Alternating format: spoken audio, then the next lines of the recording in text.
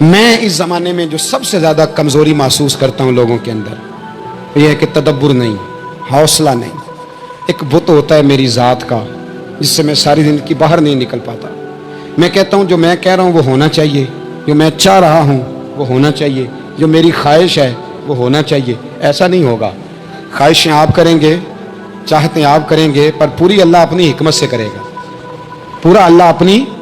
میرے نبی کریم علیہ السلام نے ایک دعا مانگی تھی، اللہ میری امت لڑے نہ، تو رب کریم نے کہا محبوب یہ دعا مجھ سے مانگے ہی نہ۔ اس میں بھی اس کی حکمت ہے کہ آپ کو حق پہچاننا ہے، خدا را اللہ پہ چھوڑیں۔ ہم بڑے بے حوصلہ ہیں، ہم بڑے کمزور ہیں، ہمیں تو اللہ تعالیٰ خیر کرے۔ اب تو زمانے میں جو دوائی سب سے زیادہ بکنی چاہیے وہ وہم کی دوائی ہے، وہ سب سے زیادہ بکنی چاہیے۔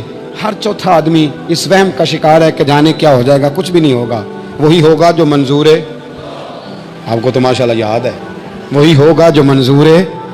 کچھ چیزیں اللہ رسول پہ چھوڑیں، صبر کے ساتھ، استقامت کے ساتھ۔ ایک بات میں نے شروع میں کی تھی، پھر دہراتا ہوں آخر پہ۔ یہ سوچ لیں کہ آپ حق پہ ہیں کہ نہیں، آپ سچے ہیں کہ حضرت عبداللہ ابن زبیر امام حسین کے بعد یزیدی فوجوں کے خلاف نکلے تھے۔ آپ کے کچھ ساتھی شہید ہو گئے تھے اور کچھ پیچھے کی طرف چلے گئے تھے، پسپا ہو گئے تھے۔ حضرت عبداللہ ابن زبیر اکیلے رہ گئے تھے۔ اس وقت آپ کی والدہ حضرت اسماء بنت ابی بکر صدیق 90 سال عمر تھی اور آنکھوں سے نابینا تھی۔ فرماتے ہیں میں اپنی اماں سے مشورہ کرنے آیا، میں نے کہا اماں میرے کچھ ساتھی پیچھے چلے گئے، کچھ شہید ہو گئے، میں جہاد میں اکیلا رہ گیا ہوں، حکم کیا ہے؟ تو اماں کہنے لگی عبداللہ پہلے یہ بتا تو حق پہ ہے کہ نہیں؟ میں نے کہا اماں ہوں تو میں حق پہ، پر مجھے تیری بڑی فکر ہے، تیری 90 سال عمر ہے، یہ تو میرے جو مقابلے والے ہیں یہ تو بڑے سخت گیر لوگ ہیں، میری لاش کے ٹکڑے ٹکڑے کر دیں گے، تو برداشت کر لے گی؟ تو حضرت اسماء نے پتہ کیا دلیرانہ جواب دیا تھا کہ بیٹا بکرے کو تکلیف صرف ذبح ہوتے وقت ہوتی ہے، جب اس کی کھال اتارتے ہیں پر اسے کوئی تکلیف نہیں ہوتی، جب اس کے ٹکڑے ٹکڑے کرتے ہیں اسے کوئی تکلیف ہے۔ تو کہا بیٹا حوصلے کے ساتھ رہنا، صبر کے ساتھ رہنا، اگر تو حق پہ ہے پہلے یہ دیکھ لیں اگر آپ حق پہ ہیں، اگر نہیں تو توبہ کر کے حق پہ آئیں، اور اگر آپ حق پہ ہیں تو پھر آپ یہ ذہن بنا لیں کہ حالات بدلیں گے اور جو آپ کا نظریہ ہے وہ غالب آ کے رہے گا۔ اگر آپ حق پہ ہیں تو پھر اللہ آپ کو توفیق دے گا، لیکن زندگی میں ان چیزوں سے بچیں۔ امام اعظم کے خلاف سازش رچی گئی۔ امام صاحب رحمۃ اللہ تعالیٰ علیہ کے پاس ایک بی بی دوڑی، حضور مسئلہ پوچھنا، آپ عورتوں سے ملا نہیں کرتے تھے، میں نے سوال کرنا ہے جی، جلدی جلدی سے اندر آ گئی۔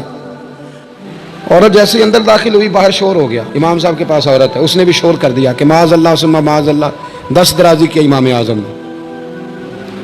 لوگ امام صاحب سے کہنے لگے، اب پروپیگنڈا ہو گیا، سارے شہر میں بات پھیل گئی، حضور آپ جواب دیں، آپ بھی کوئی بات کریں۔ فرمانے لگے کیا جواب دوں، بی بی اکیلا تھا، میں اندر آئی ہے، باہر شور ہوا ہے، عورت کہہ رہی ہے میں اکیلا تھا، میں جواب دوں بھی تو میری گواہی کون دے گا، میرے ساتھ کھڑا کون ہوگا، اس وقت کون ہے جو اٹھ کے کہے گا کہ نہیں نہیں ایسی بات کوئی نہیں، یہ تو ماحول تو اور رخ اختیار کر گیا، تو حضور اب کیا کرنا ہے؟ تو آپ فرمانے لگے کرنا کیا ہے، میں کوئی لاوارث ہوں، رب رسول کا ماننے والا ہوں، میں فیصلہ اپنے اللہ پہ چھوڑتا ہوں، وہ بھی تو عدالت ہے نا۔ مصیبت یہ ہے کہ میں اور آپ سارے فیصلے خود کرنا چاہتے ہیں، حالانکہ خود کچھ فیصلے چھوڑ دینے چاہیے، وہی ہو تو بہتر ہے۔ فرمایا اللہ رسول پہ چھوڑتا ہوں، ختم ہو گئی بات، اب میں دلیل دوں گا بھی تو میری سنے گا کون؟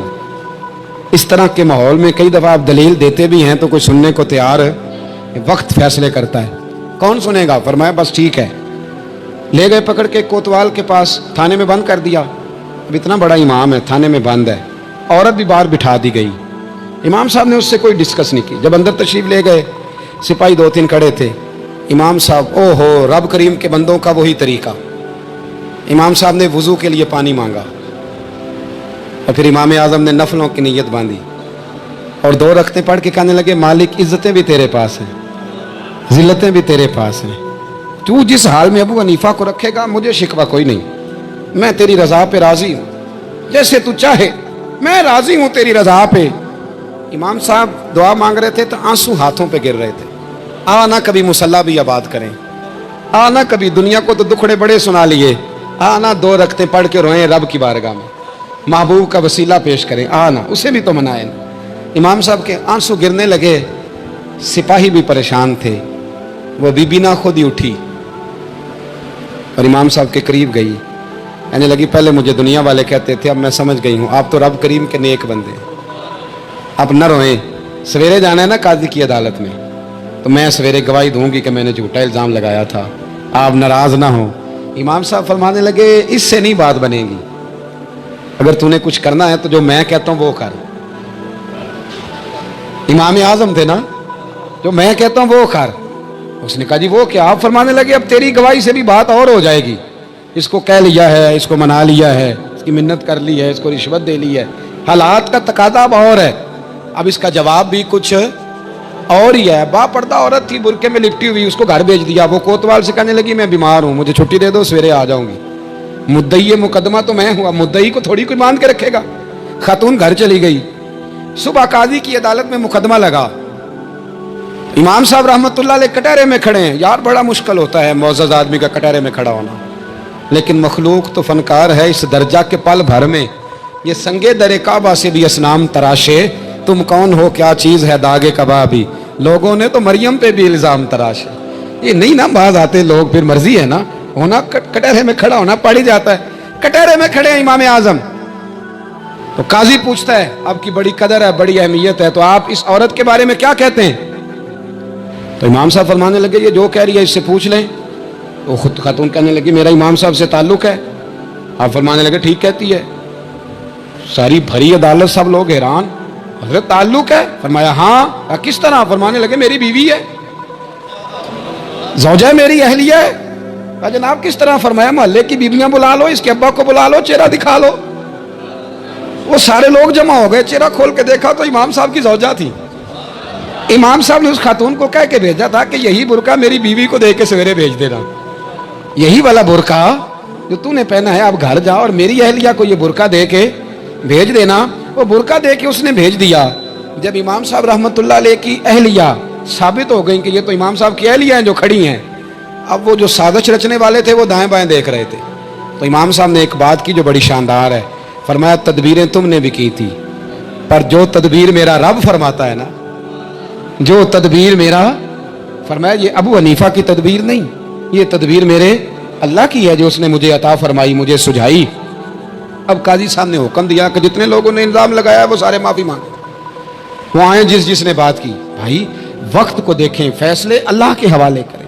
ہم لوگوں نے جھگڑے کر کر کے، دلائل دے دے کے، بحث کر کر کے معاملات کو اتنا الجھا لیا ہے۔ آپ یقین کریں ایک ایک خاندان کی 15 میٹنگیں اور پنچایتیں ہو جاتی ہیں، پر رزلٹ صفر ہے۔